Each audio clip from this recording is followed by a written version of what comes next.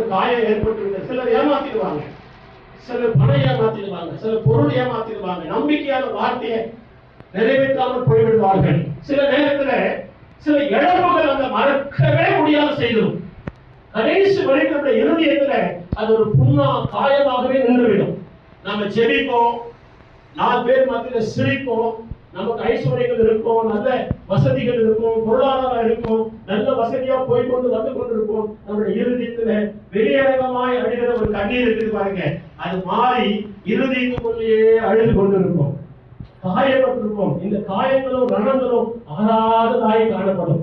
அப்ப தேவனுடைய கிருபையினால இந்த 60வது வருஷத்துல கர்த்தர் அந்த காயங்களை மாற்றும்படியாய், நீங்கள் உங்களுடைய மறக்க முடியாத காரியங்களை தேவன் உங்களுக்கு மறக்கும்படியாய் கர்த்தர் செய்வார் என்று நான் உங்களுக்கு சொல்லுகிறேன். அல்லேலூயா. மறக்க முடியாத